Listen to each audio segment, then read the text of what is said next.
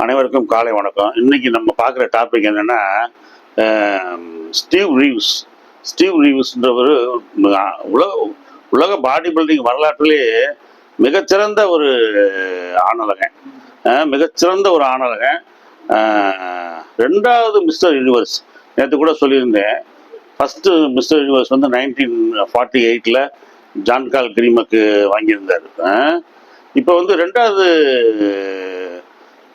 1950 நடைபெற்ற mister universe போட்டியில், லண்டனில் நடந்த போட்டியில் இவர் மிஸ்டர் ஸ்டீவ் ரீவ்ஸ் இவர் அழகாக இருக்கார் பாருங்க.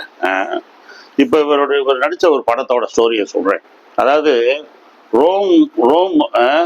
ரோமில் இருந்து ரோம்னா தான் உங்களுக்கு தெரியும், இத்தாலியில் ரோம வீரன் வந்து இந்த ஹெர்குலஸ் ஒரு பெரிய ஆணழகன். அவரும் அவருடைய நண்பரும் குதிரையில் காட்டு வழியாக வந்துக்கிட்டு இருக்காங்க. அவங்க ரொம்ப நாள் பயணம் பண்ணதுனால என்ன ஆகுதுன்னா, அவங்க பயண களைப்பு தீர்றதுக்காக தண்ணி ஒரு இடத்துல ஒரு சொன்னையிலேருந்து தண்ணி வருது, அழகாக வருது. எங்கள் மதுரையில் அழகு கோயிலில் சொன்னையில் தண்ணி வரும். அதை நாங்கள் பிடிச்சி குடிப்போம், இல்லை குளிப்போம். பழமுதிரி சோலை அப்படின்னு அந்த ஏரியாவுக்கு பேர். ரொம்ப நல்லா இருக்கும். அது வந்து அந்த மாதிரி சொன்னையில் ஆட்டோமேட்டிக்காக தண்ணி வரும்ல. இவங்க போய் தண்ணி குடிக்க 2 பேரும், ஹெர்குலஸும் அவருடைய ஃப்ரெண்டும் போய் குடிக்க போவாங்க. அப்போ குடிக்க போகும்போது என்ன ஆகும்னா, இவங்களுடைய குதிரையும் அந்த இடத்துல ஒரு பறவையும் அந்த தண்ணியை குடிச்சிருக்கும். அந்த பறவை தண்ணியை குடிச்சிட்டு மேலே போய் பறந்து ரொம்ப கிருன்னு பறந்து சொத்துன்னு கீழே விழுகும், மயங்கி கீழே விழுந்துடும். இவங்க 2 பேருடைய குதிரையும் அந்த தண்ணியை குடிச்சிட்டு, சுனையில் உள்ள தண்ணியை குடிச்சிட்டு 2 பைத்தியம் பிடிச்ச மாதிரி கிரு ஓடுங்க. காட்டு வெள்ளம் மாதிரி கட்டு கயிறை அத்துட்டு ஓடுற மாதிரி 2 கன வேகத்துல ஓடுங்க. அப்படி மிரண்டு கிறுக்கு பிடிச்ச மாதிரி ஓடுங்க. இதை ஹெர்குலஸோடைய ஃப்ரெண்டு பார்ப்பான். பார்த்துட்டு என்ன பண்ணுவான், இந்த தண்ணியில ஏதோ சம்திங் ராங்கா இருக்கு, இதை குடிக்க கூடாதுன்னு சொல்லிட்டு ஹெர்குலஸை வந்து ஸ்டாப் பண்ணுவான். ஹெர்குலஸ் அதை குடிக்காதன்னு அதுக்குள்ள அவர் நல்லா தண்ணியை 1 லிட்டர் தண்ணியை மண்டி குடிச்சிடுவார். குடிச்சா என்ன ஆகும்னா, கொஞ்ச நேரத்தில் அப்படியே அன்கான்சியஸாக அந்த இடத்துல அந்த அருவிக்கரையிலே மயக்கப்பட்டு விழுந்துருவார். மயக்கப்பட்டு விழுந்தா அந்த ஊர் சோல்ஜர்ஸ் இருக்காங்க பாருங்க, அவங்க குதிரையில் வர சத்தம் கேட்கும். உடனே இந்த ஃப்ரெண்டு போய் ஒரு மரத்தடியில் விழுந்துக்கிடுவார். என்னதான் நடக்குதுன்னு பார்ப்போம் அப்படின்னு. அவங்க வந்த உடனே என்ன பண்ணுவாங்க, ஹெர்குலஸ் ஸ்டீவ் ரீவ்ஸை தூக்கிட்டு போவாங்க. தூக்கிட்டு போனா அந்த ஊர்ல உள்ள அந்த ராணி இருக்கா பாருங்க, இளவரசி, அவளுக்கு வந்து இந்த ஆண்கள் மேல பயங்கரமான வெறி. அவ வந்து நிப்போமேனியான்னு ஒரு கேரக்டர். நிப்போமேனியானா என்னன்னா, அவளுக்கு ஒரு பொண்ணுக்கு வந்து ஒருத்தனை பத்தாது. அவளுக்கு வந்து தினம் ஒருத்தனோட உல்லாசமா இருக்கணும். யாரும் நல்ல கட்டுமஸ்தா இருக்கானோ அவனோட உல்லாசமா இருக்கணும்ன்ற ஒரு சதிகாரின்னு வைங்களேன். படத்துல அப்படிதான் எடுத்திருப்பாங்க, வில்லி மாதிரி அந்த கேரக்டர்.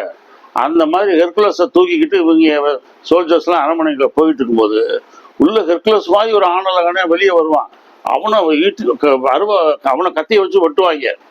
அதாவது ஏற்கனவே ஒருத்தனை அனுபவிச்சுட்டு அவனை வெளியே அனுப்புறான். இப்ப அவன் வெளியே வந்ததும் சாகுறான். இப்ப இந்த ஹெர்குலஸும் போறாரு. இவர் ஒரு அடிமாடா போறாரு. இவரையும் கொஞ்ச நாள்ல கொல்லத்தான் போறாங்க. இப்போ இவர் போன உடனே இவரை பார்த்த உடனே அவளுக்கு ஒரே சந்தோஷம். இப்படி ஒரு ஆணழகனா, இப்படி ஒருத்தர் ஜெயண்ட் மாதிரி இருக்கானே, சூப்பரா இருக்கானேன்னு சொல்லிட்டு இவனோடய தங்கிட்டு இருப்பா. நைட்டு பூரா ஒரே ஜாலியா இருப்பா. ஆட்டம் பாட்டம், குடி, ஊத்து, கொண்டாட்டம் தான். இப்படியே ஆகிட்டு இருக்குல்ல. இவன் வீட்டவே மறந்து தான் வந்த காரியத்தையே மறந்து தன் நாட்டுக்காக ஒரு செயலை செய்யணுன்ற அந்த எண்ணத்தையே மறந்து குடிச்சு கும்மாளம் போட்டு அந்த ராணியோட அப்படியே ஆடி பாடி அவளுடைய இதுலயே அடிமையா கிடப்பான். அவள் அழகுலயே அடிமையா கிடப்பான். அந்த தண்ணியை வேற குடிச்சுக்கிட்டே இருப்பான். ஒரு நாள் இவன் ஃப்ரெண்டு என்ன பண்ணுவான், இவனும் அந்த அரண்மனைக்குள்ள ஒரு ஊமைய பைத்தியம் மாதிரி ஒரு நாள் போய் அந்த ஹெர்குலஸவே கவனிப்பான். என்ன இவன் எதனால இப்படி ஆனாவன் அப்படின்ட்டு அந்த பெண்கள் வந்து அந்த தண்ணியை சுனையில உள்ள தண்ணியை கொண்டு வந்து அவனுக்கு கொடுப்பாங்க. கொடுத்து மறுபடியும் அப்படியே மயக்கமாயே இருப்பான். அந்த இளவரசிட்டே மயக்கமா இருப்பான். இப்ப இந்த ஃப்ரெண்டு என்ன பண்ணுவான், அடுத்த தடவை இவங்களுக்கு தண்ணி கொண்டு வருவாளுகள்ல, அப்ப என்ன பண்ணுவான், பார்த்துக்கிட்டே இருப்பான். ஹெர்குலஸ்ட்ட கேட்பான், அவளுக்கெல்லாம் இல்லாதப்ப ஹூ ஆர் யூ அப்படின்னு கேட்பான். ஹெர்குலஸ் சொல்லுவாரு,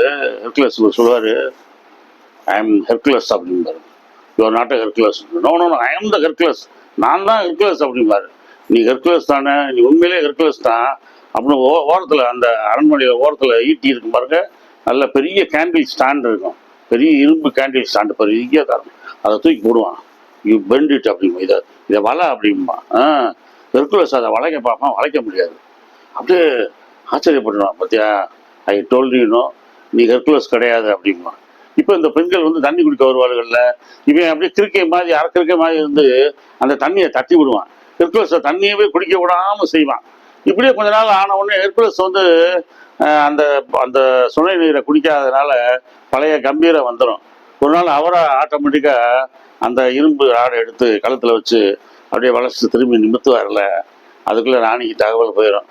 உன் ஹெர்குலஸு அவேர் ஆகிட்டான், விழிப்பு நிலைமை அடைஞ்சிட்டான், நீ வந்து நீ அவன்கிட்ட போனீன்னா அவன் உன்னை வெட்டுறது கூட தயங்க மாட்டான் அப்படின்னதும் அவன் என்ன பண்ணுவா, இவன் ஃப்ரெண்டு அதுக்குள்ள சொல்லுவான், இந்த மாதிரி உன்னைய வந்து இங்கே அடிமையாக வச்சுருக்காங்க, நம்ம இதை எதிர்த்து போராடணும்னா நம்மளை வெட்டி கொண்டுருவாங்க, இந்த அரண்மனையில் பாருங்கள் ஃபுல்லாக சோல்ஜர்ஸ் அப்படிங்கும்போது ஹெர்குலஸ் கவலைப்பட வேணாம், வரட்டும் அப்படின்ட்டு அவங்க அந்த ராணி வந்து ஹெர்குலஸை கொல்றதுக்கு ஆள் அனுப்புவாள். கொல்ல வரும்போது அழகாக இருக்கும் ஹெர்குலஸ்.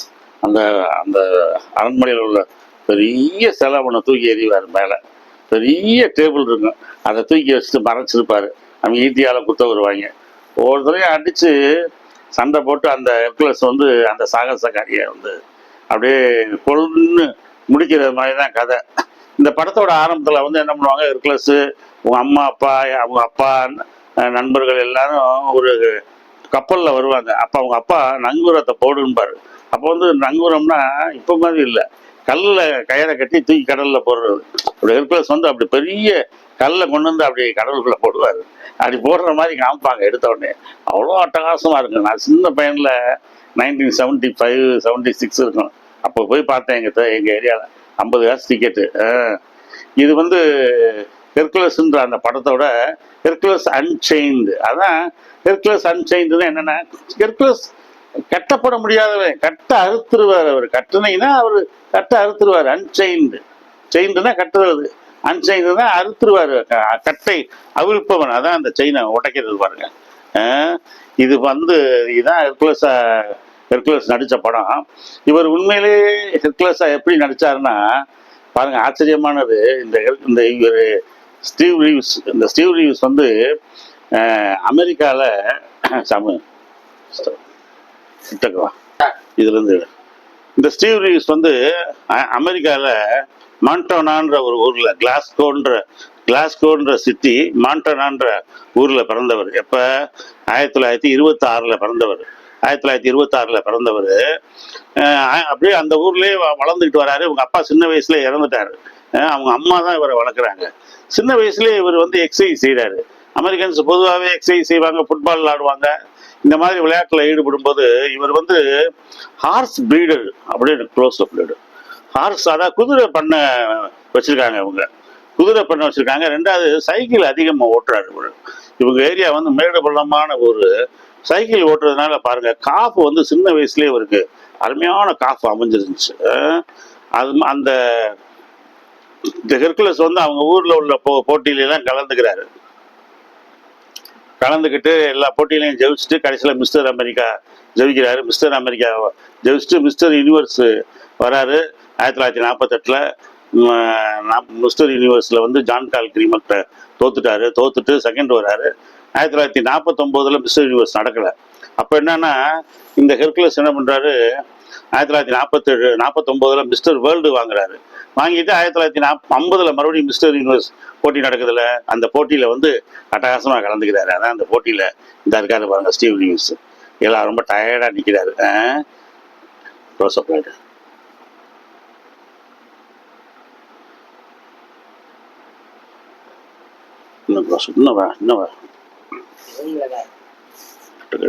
தெரியாது.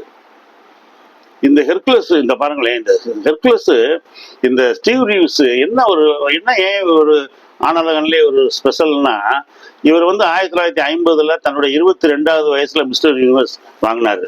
இதுதான் ஃபர்ஸ்ட் ரெக்கார்டாக இருந்துச்சு. 1947 பிறந்த அர்னால்டு 67 லண்டனில் வந்து நாபாலை வாங்கினாரு. 67 வந்து அர்னால்டு வாங்கினாரு. அர்னால்டு வந்து கரெக்டா 20 வயசுல வாங்கினாரு. இவர் வந்து 22 வயசுல வாங்கினாரு. ஆனா இவர் வந்து என்னன்னா natural body builder. Natural body builder. இவருடைய ஷோல்டர் பாருங்க, இந்த ஷோல்டர் வந்து கிட்டவா 24 இன்ச்சு, 24 இன்ச்சஸ். இது வந்து அந்த காலத்துல யாருக்குமே இந்த அகலம் இல்லைன்றாங்க. 22 தான் இருக்குமா நார்மலா வந்து 22 தான் ஜென்ஸுக்கு இருக்கும். இவருக்கு வந்து 24 இன்ச்சு ஷோல்டர்ஸ் வந்து இயற்கையிலே பிரெத்து, அந்த வித்து வந்து ஜாஸ்தியா இருக்கு. இது இப்ப இவர் வந்து மிஸ்டர் யூனிவர்ஸ் வாங்கிட்டாரு. வாங்கிட்டு அமெரிக்கால இருந்து லண்டன்ல வந்து வாங்கிட்டு திரும்ப அமெரிக்கா போயிட்டாரு. போய் இவர் சாதாரணமா ஒரு கம்பெனில பிஆர்ஓவா வேலை பார்க்குறாரு. பிஆர்ஓவா தான் வேலை பார்க்குறாரு. இந்த போட்டிக்கு போன அந்த கடனை கூட அடைக்க முடியல. அமெரிக்காவுக்கு போன ஃப்ளைட் சார்ஜை கூட அடைக்க முடியல. ஆனா இவர் வேர்ல்டு லெவல்ல ஒரு யூனிவர்ஸா வாங்கியிருக்காரு. ஆனா ரொம்ப ஃபேமஸ் ஆகல. இப்ப என்னன்னா இத்தாலியில ஒருத்தர் ஒரு டைரக்டர் வந்து என்ன பண்றாரு, ஒரு ப்ரொடியூசரு மிஸ்டர் அப்படியே வரிசையா ஒரு பிரமாடு ஒவ்வொரு மிஸ்டர் ஹெர்குலஸ்னு ஒரு படம் எடுக்கணும் அப்படின்றாரு. அப்ப எடுக்கணும்னு அவர் பிளான் பண்ணிட்டு இருக்கும்போது அவருக்கு சரியான ஒரு ஹீரோ கிடைக்கவே இல்லை. அப்ப இந்த ஹெர்குலஸ் இருக்காரு பாருங்க, இந்த ஸ்டீவ் ரிவிஸ், இவருடைய படத்தை வந்து அவங்க 13 வயசு மக பாக்குறா. பார்த்துட்டு அப்பா உங்களுக்கு ஒரு அருமையான ஹீரோவை நான் கண்டுபிடிச்சிட்டேன் அப்படின்றா. யாருமா அது அப்படின்னா இவருடைய படத்தை காட்டுறேன். இந்த படத்தை ஆள் அழகா இருக்காருப்பா, இவரை போட்டு எடுங்கப்பா அப்படின்னு இவரை வந்து அவங்க இத்தாலியில இருந்து அந்த காலத்துல கூப்பிடுறாங்க. வாங்க வந்து எங்க படத்துல நடிக்கன்னு. இவருக்கு நம்பிக்கையே இல்லை, என்னன்னா நம்மளை வச்சு படம் எடுக்கிறாங்களா அப்படின்னு. அப்ப இவர் ஏற்கனவே ஏத்தேன்ஸ்ன்ற ஒரு படத்துல வந்து ஒரு சின்ன ரோல் செஞ்சிருக்காரு இவர். அதனால இந்த படத்தை அவர் பார்த்துட்டு வாங்க நான் உங்களை எடுக்கிறேன்ட்டு இவருக்கு flight to and fro flight போக சார்ஜ் கொடுத்து அவரை இத்தாலிக்கு வர வச்சு இந்த படம் எடுக்கிறாங்க. ஹெர்குலஸ் படம் எடுக்கிறாங்க. ஹெர்குலஸ் படம் எடுத்தா இந்த படத்தை இவர் வந்து பிஆர்ஓவா இருக்கிறவர் வந்து கம்பெனில வேலைக்கு லீவ் எடுத்துட்டு வேலையை கூட ரிசைன் பண்ணல, லீவ் எடுத்துட்டு படத்தில் நடிக்க போயிட்டாரு பாருங்க. அப்ப வந்து வேலையை விட்டுட்டு போனா வேலை திரும்ப கிடைக்கிறது எவ்வளவு கஷ்டமா இருக்கு பாருங்க. சரின்னு இப்ப வேற வச்சு படம் எடுத்துறாங்க. படம் எடுத்துட்டு வந்தா பயங்கரம். அமெரிக்கா, இங்கிலாந்து, பிரான்ஸ், ஜெர்மனு, யூரோப்ல பூரா இவர் பயங்கர ஃபேமஸ் ஆயிட்டாரு. இவருக்கே தெரியாது நம்ம இப்படி ஃபேமஸ் ஆகும் அப்படின்னு. குறிப்பா பெண்கள் வந்து இவர் மேல அதிக ஆதிக்கம், பெண்கள் பயங்கரமா விரும்புறாங்க. இது வந்து இவர் தான் ஸ்டீவ் ரிவிஸ் பாருங்க, அழகா இருப்பார். அந்த டைம்ல வந்து ரொம்ப ரொம்ப விகரஸா இருக்க மாட்டாங்க. ஒரு படத்துல எல்லாரையும் கடைசியில காப்பாத்திட்டு கொண்டு வர மாதிரி இந்த இந்த ஒரு ஹெர்குலஸ் படத்துல, இந்த படத்துல வந்து இது வந்து நீங்க பொதுவா இந்த படங்கள் பூரா நீங்க பாத்தீங்கன்னா அடிமை பெண்ல புரட்சி தலைவர் வந்து இந்த மாதிரி அவரை சங்கிலியை கட்டி அவர் கையை மடக்குவாங்க. அப்ப அந்த சங்கிலியை அத்து விடுவாரு. இது வந்து மன்னாதி மன்னன்ல இப்ப எம்ஜிஆர் கட்டையை வச்சு கட்டியிருப்பாங்க. அப்ப அந்த கட்டையை ரெண்டா ஒட்டப்பாரு புரட்சி தலைவர். இந்த படங்கள் எல்லாமே இந்த ஸ்டீவ் ரிவிஸ் இவர் படத்தை பார்த்து எடுத்ததுதான். அப்புறம் ஒரு குண்டுமணியை தூக்கி போடுவார் புரட்சி தலைவர். இந்த பாருங்க குண்டா ஒருத்தர் இருக்கான் பாருங்க, இவனை தூக்கி போடுவார். இது வந்து 48ல 50ல வந்து இவர் ஹெர்குலஸ் வந்து இந்த இவர் தான் ரெஜ் பார்க், அர்னால்டோட குரு. இந்த ஸ்டீவ் ரிவிஸ் வந்து இந்த ரெஜ் பார்க்கோட மோதினாரு.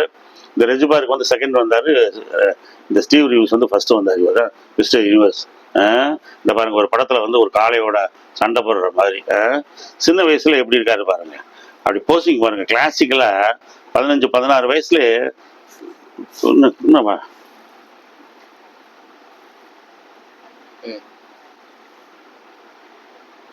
அழகா இருக்காரு பாருங்க. ப்ளூ ஐஸ், இந்த கண்ணு வந்து ப்ளூ ஐஸ், முடி வந்து அப்படி கர்லிங் ஹேர் ஃப்ரண்ட்ல. இதெல்லாம் பார்த்துதான் நானும் கர்லிங் ஹேர் வச்சேன். இந்த மாதிரி சீவ முடியல, பட் அவருக்கு ஒரு ஸ்டைலா இருக்கு, அழகா இருப்பாரு. அன்னைக்கு இருந்த பெரிய பெரிய நடிகர்கள் எல்லாம் ஜான் மைன், நிறைய ஹாலிவுட் ஆக்டர்ஸ் எல்லாம் அர்னால்டு இப்ப லேட்டஸ்டா தூக்கி சாப்பிட்ட மாதிரி இவர் தூக்கி சாப்பிட்டாரு. 18 படங்கள் நடிச்சாரு. ரொம்ப அட்டகாசமா இருப்பாரு. அப்புறமேட்டு கேட்கவே வேணும், அருமையான பொண்ணு. தனக்கு கூட இருந்த ஆலைன் ஒரு பெண்ணவே கூட வச்சுக்கிட்டு அவங்களவே மேரேஜ் பண்ணிட்டாரு. எல்லா பெண்களும் இவரோட ஏங்குறாங்க. இந்த ஆனந்தவனோட ஒரு போட்டோனாலும் எடுக்கணும், அவரை தொட்டு பார்க்கணும் அப்படின்னு. எவ்வளோ அழகா இருக்காரு பாருங்க, சூப்பரா இருப்பாரு. எக்ஸ்ட்ரா ஒரு மசில்ஸ் கூட இருக்காது. அதே மாதிரி அண்டர் வெயிட்டாகவும் இருக்க மாட்டாரு, படத்தில் நடிக்கும்போது 10 கிலோ குறைச்சி தான் நடிக்க வச்சாங்க. ஸ்டாப். இப்போ நான் சொன்ன அந்த ஹெர்குலஸ் ஸ்டீவ் ரீவ்ஸ்னு பாருங்க, என்ன ஸ்டைலாக இருக்காரு பாருங்க. என்ன ஸ்டைலாக இருக்காரு பாருங்க. அப்படியே ஒரு 2 பாருங்க, ப்ளூ ஐஸ், அழகாக ஸ்ட்ரிம் பண்ண தாடி, நல்ல கர்லிங் ஹேராக இருக்கும். ரோமன்ஸ் மாதிரி அப்படி ஸ்டைலில் எடுத்துப்பாங்க. ஆக்சுவலி இவர் அமெரிக்கனு, ஆனால் ரோமன் ஸ்டைலில் எடுத்திருப்பாங்க.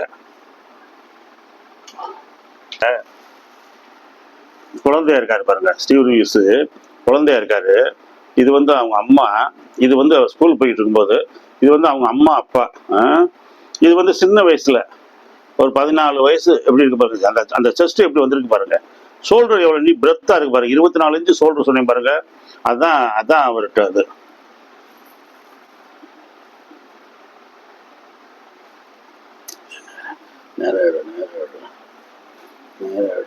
கேமரா நேரம் 2 கையில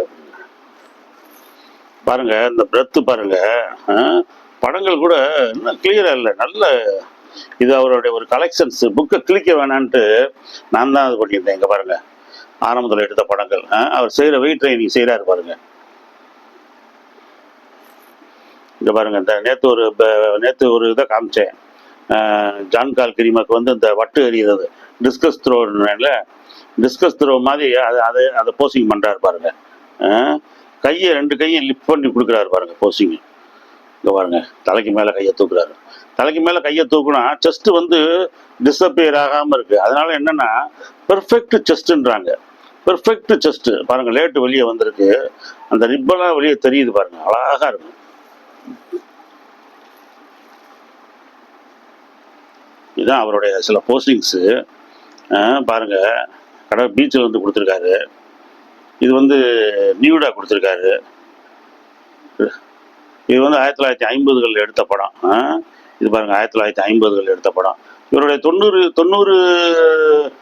கிலோ 95 கிலோ தான் பாடி வெயிட்டு. 6 அடி 1 அங்குலம், 183 85 சென்டிமீட்டர் ஒரு 6 அடி 1 அங்குலம். பைசப்ஸ் வந்து 18 இன்ச்சு, இந்த கழுத்து வந்து 18 இன்ச்சு, இந்த காஃப் வந்து 18 இன்ச்சு. அதனால தான் இவர் ப்ரொபோஷனேட் பாடி பில்டர்ன்றாங்க. அதாவது பாடி பில்டிங்கில் நாங்கள் என்ன சொல்கிறோம்னா, ஃபஸ்ட்டு சைஸ், 2வது சிமெட்ரின்றோம். சிமெட்ரினா செவ்வ ஒழுங்கு, ப்ரொபோஷன். இந்த அப்பர் பாடியும் லோவர் பாடியும் சமமாக இருக்கும் பாருங்களேன். இந்த அப்பர் பாடி எவ்வளோ நீளமாக இருக்கோ அதே மாதிரி லோவர் பாடியும் இருக்கும், சமமாக இருக்கும். அதுதான் பாடி பில்டிங்கில் இவருக்கு தான் அந்த ப்ரொபோஷன் அமைஞ்சிச்சு. இப்போ வந்து லீ லேபரடா, பாப்பாரிஸு அப்படி ஒரு சில பாடி பில்டர்களுக்கு அந்த மாதிரி அமைஞ்சிச்சு. ஆனால் இவர் வந்து 1950ல் பாருங்க, அந்த காலத்துலேயே. இது என்னன்னா இவர்கிட்ட ஸ்பெஷாலிட்டினா ஸ்டெராய்டு எடுக்காத பாடி பில்டர். இந்த மாதிரி அதை எடுத்தோம் இதை எடுத்தோம்னா இல்லாமல் நேச்சுரலாகவே புரோட்டீனையும் கார்போஹைட்ரேட்டையும் கொலஸ்ட்ராலையும் எடுத்து அந்த முட்டை பாலில் அது மூலமாக உடம்பை டெவலப் பண்ணவர். எவ்வளோ அழகாக இருக்கார் பாருங்க. மசல் பீச்சுன்றாங்க. கடற்கரையில் வந்து இந்த மாதிரி சாகசம் பண்ணுறது, கடற்கரையில் எக்ஸசைஸ் பண்ணுறது, அப்படி பண்ணால் என்னென்னா மனிதர்களுக்கு, மற்ற மக்களுக்கு வந்து பாடி பில்டிங் மேலே ஒரு அவேர்னஸ் ஏற்படும். பாருங்கள், அவர் மேலே எத்தனை பேர், இங்கே 2 பேர் 3 பேர் இருக்காங்க பாருங்கள். இங்கே ஒரு எத்தனை பேர் இருக்காங்க பாருங்கள். அது மாதிரி மேலே தொங்குறாங்க பாருங்கள். அவ்வளோ வெயிட்டை தூக்குறாரு வார்புல. அந்த போஸ்டிங் கொடுத்துருக்காரு பாருங்கள் ஸ்டைலாக. இந்த படங்கள், தனியான படங்கள்லாம் என்கிட்ட இருந்துச்சு, அதை என்னால் எடுக்க முடியல. இந்த க்ளோஸ்அப்பில் காட்டு பாருங்க. முதுகெல்லாம் அப்படி பாருங்க, ரிப்படா இருக்கு பாருங்க. அவ்வளோ மஸ்குலர். உடம்பு கொழுப்பு கிடையாது பாருங்க. உடம்பு பேக் போஸ், ஃப்ரெண்ட்ஸோட நிற்கிறாரு. எல்லாமே பாடி பில்டர்கள் தான். இது 50ல் மிஸ்டர் யூனிவர்ஸ் வாங்கினப்ப எடுத்த படம் பாருங்க. சிரிப்பு பாருங்க, என்ன அழகா இருக்காரு பாருங்க. ஆனழகன்னா இவர் தான் ஆனழகன். அர்னால்டு அவருடைய என்சைக்ளோபீடியா ஆஃப் மாடர்ன் பாடி பில்டிங்ல சொல்றாரு, Steve ரீவ்ஸ் was the right man at the right time at the right place. சரியான மனிதன் சரியான நேரத்தில் சரியான பிளேஸ்ல வந்தாரு அப்படின்னு. ஏன்னா இவர் வந்த பீரியட்ல தான் பாடி பில்டிங் நல்லா டெவலப் ஆச்சு. எங்க பார்த்தாலும் ஜிம்மு திறந்தாங்க, யாரை பார்த்தாலும் ஜிம்முக்கு போனாங்க. நைட்டு செகண்ட் ஷோ இவர் படத்தை பார்த்துட்டு வந்தவங்கெல்லாம், ஹெர்குலஸ் படத்தை பார்த்துட்டு வந்தவங்கலாம் வீட்டில் வந்து நிறைய வீட்டில் வந்து நைட்டெல்லாம் புஷ்அப்ஸு, கசரத்து புஷ்அப்ஸ் போடுறாங்க, தண்டால் எடுக்கிறாங்க, எக்ஸசைஸ் செய்கிறாங்க, செஞ்சு இவரை மாதிரி வரணும் அப்படின்னு செய்கிறாங்க. பாருங்க என்ன அழகு பாருங்க, அவ்வளோ நேர்த்தியாக இருக்கு. சின்ன இடுப்பு, 52 inch chest, 18 inch arms, 4 arms, எல்லாமே அழகா இருக்கும். அவங்க ஒய்ஃப் ஆலைன்னு.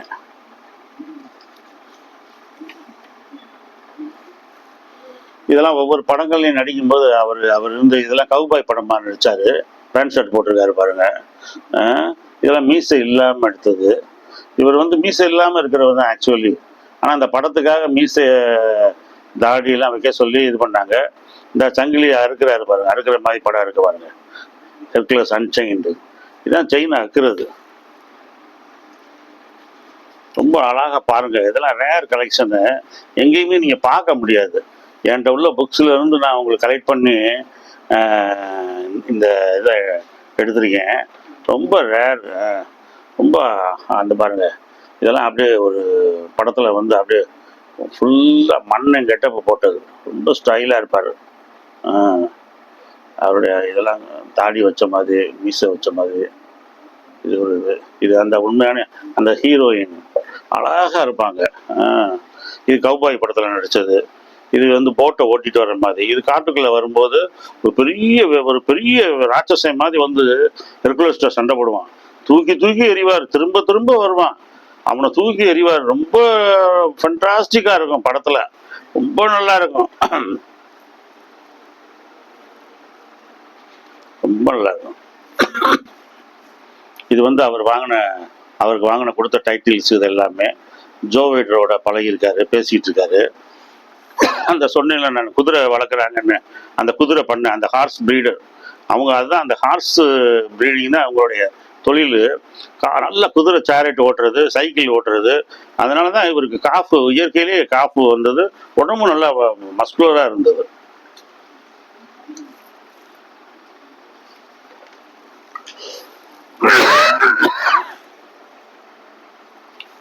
அறுபது வயசுக்கு மேலே எக்ஸசைஸ் செய்கிறாரு பாருங்க. இந்த ஹார்ஸ் ப்ரீட் பண்ணுறாங்க பாருங்க. அப்படியே பாஸ்போர்ட்டுக்க. இது வந்து அர்னால்டோட encyclopedia of modern body building. இந்த புஸ்தகத்தில் அர்னால்டு ஒவ்வொருத்தரை பற்றி எழுதுறாரு. அதில் இந்த ஸ்டீவ் ரிவ்யூஸை பற்றி இந்த எழுதியிருக்காரு பாருங்க. படத்தை போட்டிருக்காரு பாருங்க. எப்படி அவர் தான் அர்னால்டு தான் எழுதினாரு. Steve Reeves was the first man, was the right man at the right time at the right place. சரியான நேரத்தில் சரியான இடத்துக்கு வந்தவர். இவரை பார்த்துட்டு தான் ஏகப்பட்ட பேர் சினிமாவில் எக்ஸசைஸ் பண்ணாங்க. அதுக்கப்புறம் நிறைய ஹெர்குலஸ் படங்கள் வந்துச்சு. ஆனால் அதுக்கெல்லாம் முன்னோடி வந்து இவர் தான். அந்த பாருங்க, கையை அப்பயே தூக்கியிருக்காரு பாருங்க. அப்பயே கையை தூக்கி ஒளிவா மாதிரி 1950களிலே கொடுத்துருக்காரு பாருங்க. அது அர்னால்டு என்ன சொல்றாருன்னா, அந்த மாதிரி கையை அவர் தூக்கி கொடுக்குறாருன்னா இவருடைய செஸ்ட் வந்து டிஸப்பியர் ஆகாமல் இருக்கு. அதுக்கு என்னன்னா, செஸ்ட் வந்து முழுக்க நல்லா டெவலப் ஆகிருக்கு. அதனால தான் கையை மேலே தூக்கி இருந்தாலும் செஸ்ட் வந்து அப்படியே அந்த இடத்துல செஸ்ட் மசில் அப்படியே தெரியுது பாருங்க. சில பேருக்கு அப்படியே ஃப்ளாட்டாக போயிடும், எலும்புகள் தெரிய ஆரம்பிச்சிடும் பாருங்க. இது வந்து சின்ன வயசுல, அவருடைய 15 வயசுல, ஸ்டீவ் ரிவ்யூஸோட 15 வயசுல எடுத்த படம். அர்னால்டு அதெல்லாம் சுட்டி காட்டுறாரு பாருங்க. அர்னால்டு எவ்வளவு பெருந்தன்மையானவர் பாருங்க. தன்னுடைய புக்ல ஸ்டீவ் ரிவ்யூஸ் சொல்றாரு பாருங்க, இது 15 வயசுல எடுத்த படம், இது வந்து 23 வயசுல. அப்பதான் இது வாங்குறாரு. எப்ப 1923 வயசுனா 51 வயசு. 51 வயசுல அந்த யூனிவர்ஸ் வாங்கினப்ப எடுத்த படம். ஸ்டீவ் ரிவ்யூஸோட ஒரு கிளாசிக்கல் ஷாட் பாருங்க, எப்படி ரொம்ப சாதாரணமா கொடுத்துருக்காரு பாருங்க. இதெல்லாம் யாருமே கொடுக்க முடியாது இப்படி.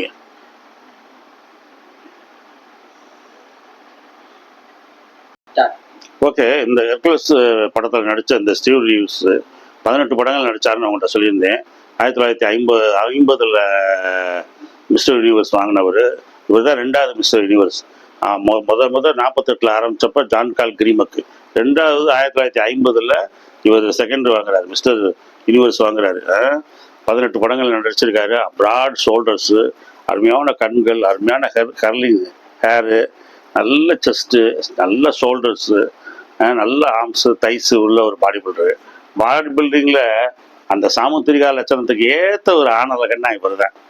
இவருக்கு அடுத்து இவர் கிரீக் காட் ஒன்றுன்றாங்க, கிரேக்க கடவுள் ஒன்று இவர். அதுக்கப்புறம் தான் பாப்பரிஸு, லீலேபரடா இந்த மாதிரி ஆளுகள்லாம் அவங்க எல்லாம் பின்னாடி சொல்கிறாங்க. ஆனால் இவர் தான் ரொம்ப கணக்கச்சிதமாக இருப்பார். ரொம்ப ஓவர் வெயிட்டாகவும் இருக்காது, கம்மி வெயிட்டாகவும் இருக்காது, பொருத்தமாக இருப்பார். நிறைய சாதனைகள் செஞ்சவர், பாடி பில்டிங் கலையை வளர்த்தவர். இவர் வந்து 1926 பிறந்தவர், 2000 இறக்குறாரு. அதாவது 74 வயசில் இறக்குறாரு. ரொம்ப ரொம்ப எல்லாருக்கும் பிடித்தமான ஒரு பாடி பில்டர். இவருடைய படங்களை நீங்கள் வந்து யூடியூப்பில் போட்டு பாருங்கள், ரொம்ப அருமையாக இருக்கும். இவருடைய படத்தை, இவருக்கு அடுத்து வந்து ரெஜ்பார்க்ன்றவருடைய படத்தை பார்த்துட்டு ரெஜ்பார்க்கோடைய ஃபேனாக ஆகிட்டார் அர்னால்டு சொல்கிறாரு, நான் ரெஜ்பார்க்கோட படத்தை பார்த்துட்டு அதுக்கப்புறம் தான் ஸ்டீவ் ரீவ்ஸ் இவர் படத்தை பார்த்தேன் நான், இல்லைன்னா இவருடைய ஃபேனாக இருப்பேன் அப்படின்றார். ரொம்ப அருமையான ஒரு பாடி பில்டரு. இதெல்லாம் நம்மளுக்கு வந்து இவங்கெல்லாம் வந்து எப்படி ஒரு கலங்கரை விளக்க மாதிரி பயணியராக பாடி பில்டிங்கை அந்த கலையை வளர்த்தவங்க. Super body builders. ஓகே, இந்த பாடி பில்டர் பற்றி ஸ்டோரி உங்களுக்கு பிடிச்சிருக்குன்னு நினைக்கிறேன். இதை நல்லா பாருங்கள், உங்கள் ஃப்ரெண்ட்ஸுக்கிட்டையெல்லாம் சொல்லுங்கள், நண்பர்கள்ட்ட சொல்லுங்கள். நீங்களும் இந்த மாதிரி ஒரு மிஸ்டர் யூனிவர்ஸ் ஆனலாக நான் வர மாதிரி பாருங்கள், டெவலப் பண்ணுங்கள். என்னுடைய வாட்சிங் ஹவர்ஸை கூப்பிட்டுங்க, சப்ஸ்கிரைப் பண்ணுங்கள், பெல் பட்டன் அமுக்குங்க. Thank you all.